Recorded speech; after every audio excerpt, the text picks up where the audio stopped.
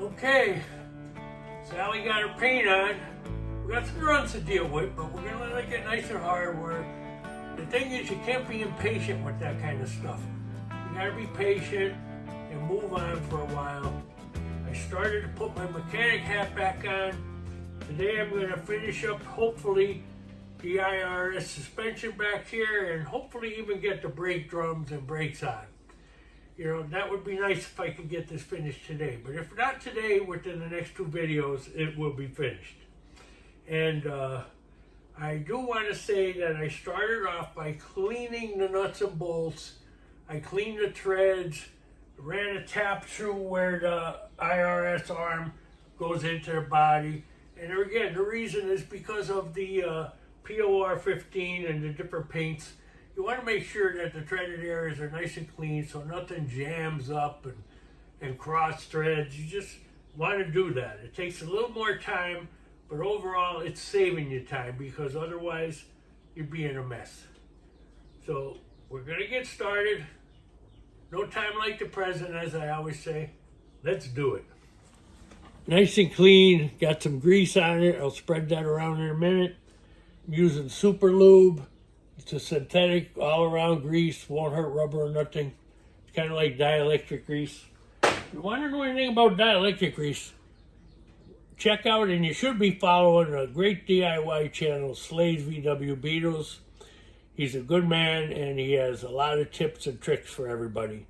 And he's a good one to follow. There we go. We're going about it the wrong way.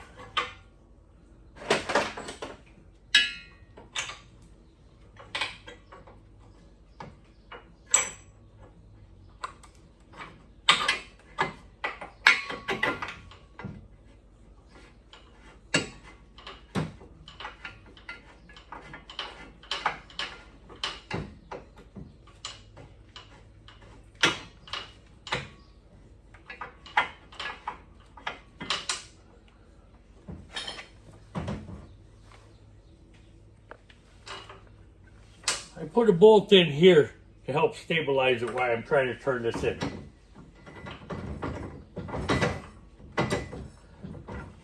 Okay, this is a little bit too long, so I'm going to cut it off about 2/3 of the way so I have more room to get that socket in there.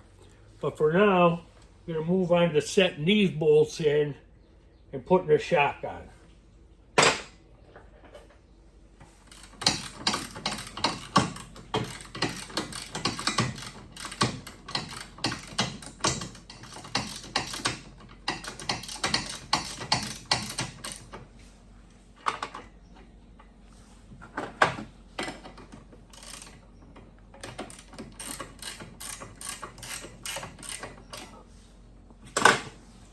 Okay, they're all in now. I'm not tightening nothing to the end. Then I'll tighten everything to the torque specs. And then we'll move on to the shock. The bottom, I believe, needs to go on first. So I'm going to disassemble this right here. Put the bottom on and then shove this down into position and bolt it in. I believe that'd be the easiest way.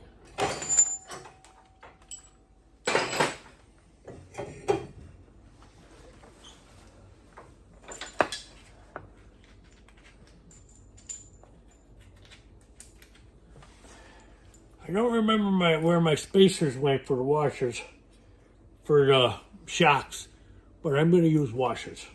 Just as good.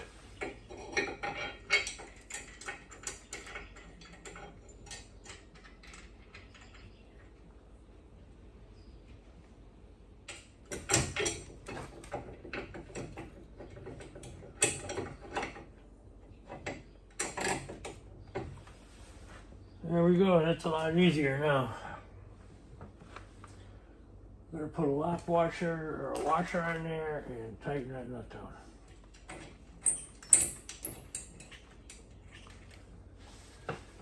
Okay, worked easier that way. Yeah, this will work easier this way too.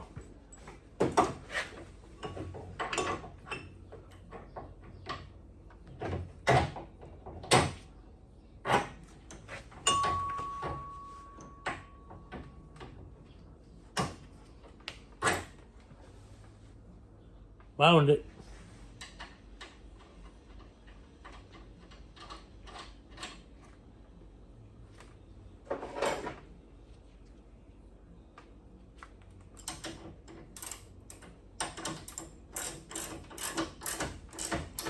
Not tightening nothing down solid.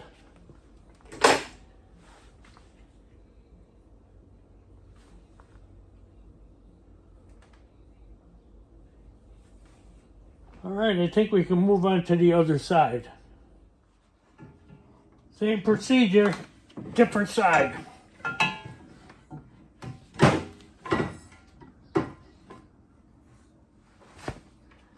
It's a little awkward.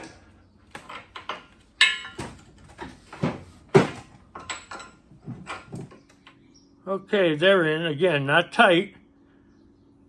They're like the other side. We're going to tighten them up. We're going to tighten everything to specs later. I'm going to write all the specs on a sheet, and then I'm going to go over one after another until I complete the whole sheet. By making a sheet, you won't miss nothing. That's the best way to go about it. Okay, we found out on the other side, much easier to disconnect the top, bolt the bottom in, and then put the top back because you could press down on it, down pressure. Too hard to pull that other thing up. Let me get my nuts and bolts together. I'm going to put a washer on the outside. And again, like I said, I can't find my spacers. So I'm using washers. Just as good. They're spacers.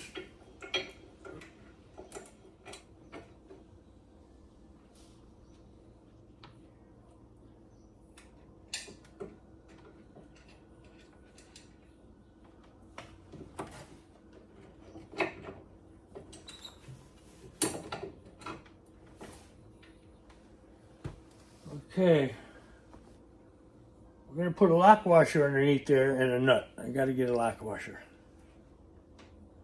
Lock washer, nut.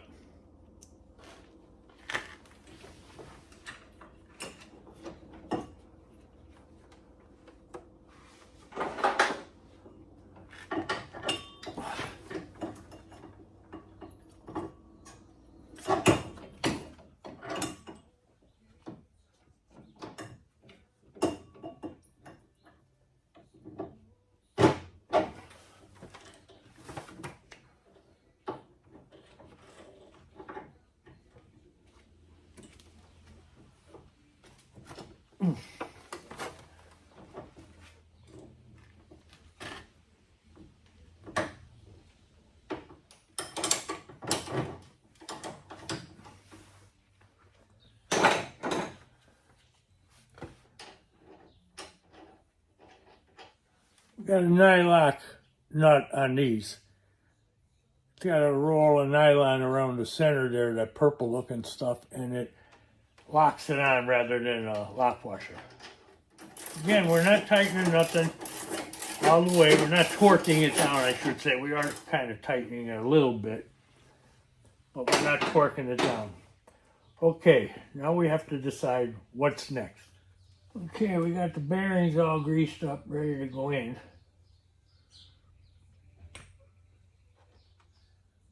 I don't like messing with grease. Okay, and as usual, they say you want to leave the numbers on the outside so they could be read. Okay, this is the rear bearing.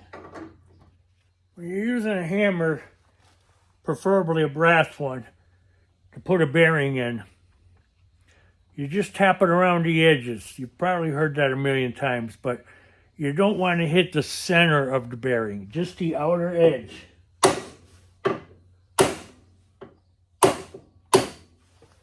Okay, you get it in so far, then you use a punch. And again, brass if possible, brass or copper. Only hitting the edge.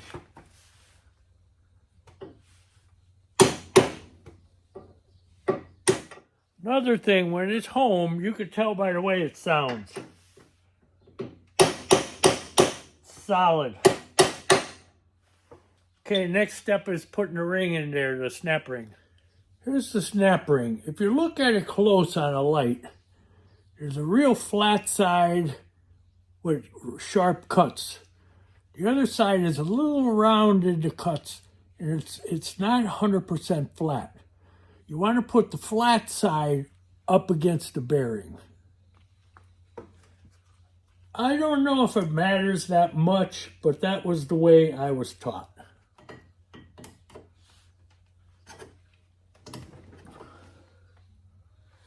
I'm going to get my screwdriver and tap that in a little bit.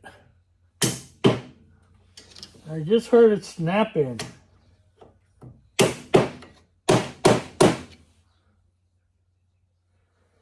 Okay, we're good to go on the snap ring. We're going to put the seal in next. And again, when putting the seal in, you want to make sure you don't damage it. The seal is the same, front and back. We use our brass punch to tap that in place again. You want it right up against the snap ring.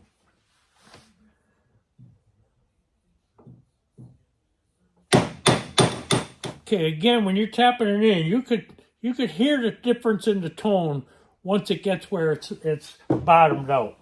Okay, now we'll get a little stubby axle. We're going to pack a little more grease in there.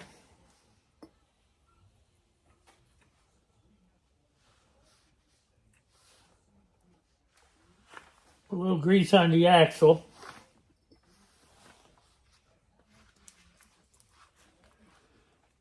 There is a spacer on there already. I put that on.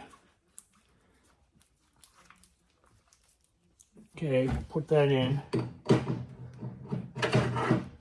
Tap her in with our brass hammer.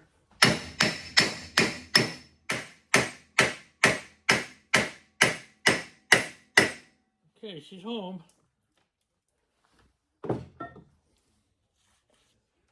Now we'll put the big spacer in from this side.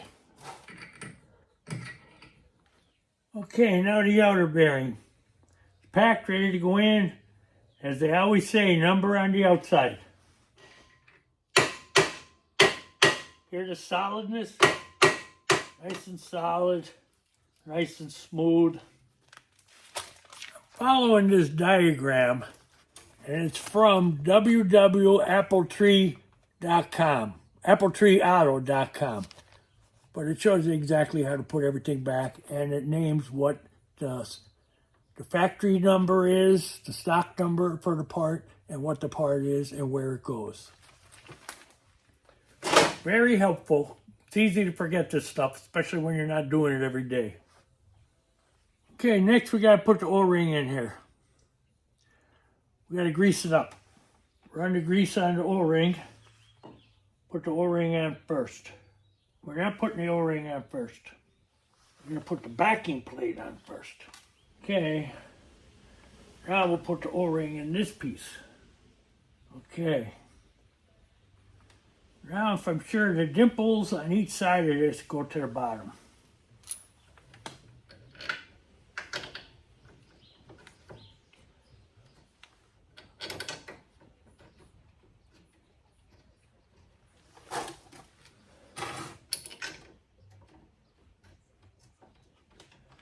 I'll get a 13 millimeter and we'll tighten them up.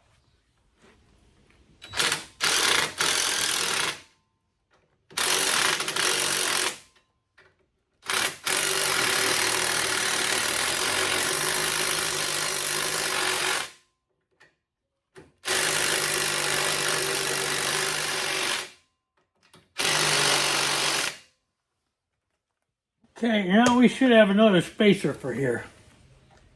Okay, we gotta grease up the spacer, but you see the different shape of it? We want this end to go into the race of the last bearing, the flat side up against the brake drum. That's how we put it in. We gotta grease it up a little bit. Okay, we'll put that in there. There we go.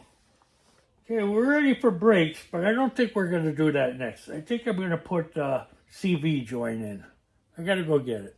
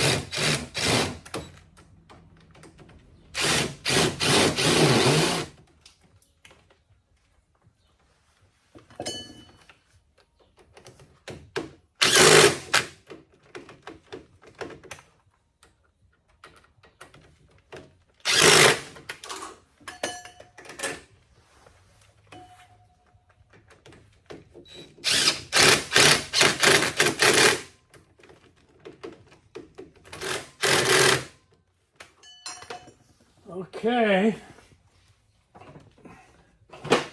Let's try to wipe the excess grease off. Thing is turning nice. Okay, now that we got that CV joint in, what's next? Okay, we got an easy one. We're going to put the brake cylinder on.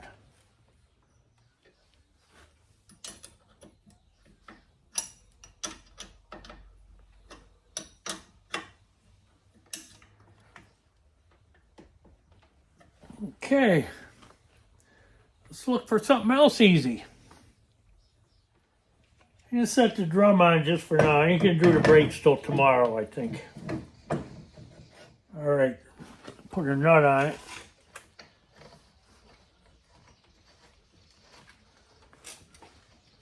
Okay, just got to finish the brakes on this side. I got to get a small bump stop. Okay, we're going to quit on this side. We're going to continue on the other side. Outside of the bearing. Yep, I see where the snap ring goes in. Okay, we're ready for the snap ring. Snap ring, remember, flat side towards the bearing. They both look flat, but there is a little difference.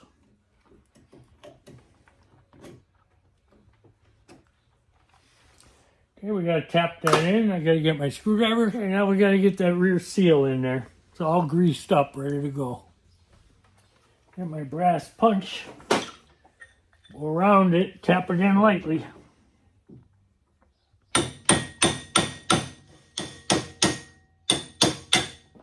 Okay, sounds like it's home. Got to shove a little more grease in there and put the stubby axle in. Okay, the axle has a spacer on the bottom. It has a concave in it. You want it to face the outside of the axle. Okay, we got it greased up. You slide her in.